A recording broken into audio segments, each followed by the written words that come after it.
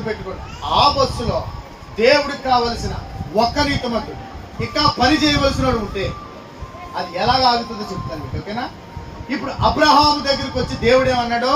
నేను సొదొమను నాశనము చేస్తూ ఉన్నాను అని అబ్రహాముతో చెప్పినప్పుడు అబ్రహాము దేన ముఖం ఎట్టుకుని ఉన్నాడు. ఎందుకున్నాడు తెలుసా? సొదొమలోని అబ్రహాము తమ్ముడు కుమారుడైన లోతు, అబ్రహాం కుమారుడైన లోతు ఆ దేశంలో ఉన్నాడు.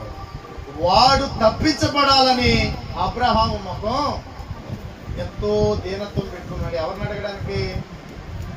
దేవుణ్ణి అడగడానికి. ఏమని అడుగుతున్నాడు? డైరెక్ట్ గా నా బిడ్డ అక్కడ ఉన్నాడు బాబు, అది నాశనం చేసే ముందు వాడిని బయటికి తీసుకురాని అడుగుతలేదు. కానీ ఇప్పుడు వినండి చెప్తాను. ఆ దేశంలో ఆ సొదొమలో 50 మంది నీతిమంతులుంటే నాయనా ఆ దేశాన్ని కాపాడుతావా అని అడుగుతున్నాడు దేవుణ్ణి. హల్లెలూయా.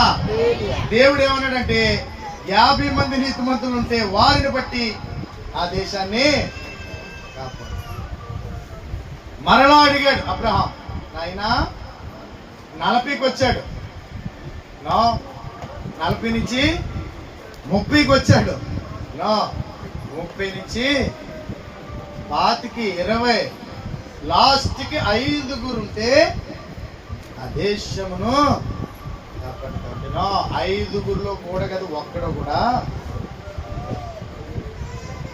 నీ ఆశ ఏంటో నాకు తెలుసు అబ్రహాం, నిన్ను బట్టి నీ కుమారుని బయటికి తీసుకొస్తాను. దేవునికి హల్లెలూయా, దేవునికి స్తోత్రం. ఈ అబ్రహామును బట్టి లోతుని కాపాడడానికి దేవదూతలను పంపించి లోతును భార్య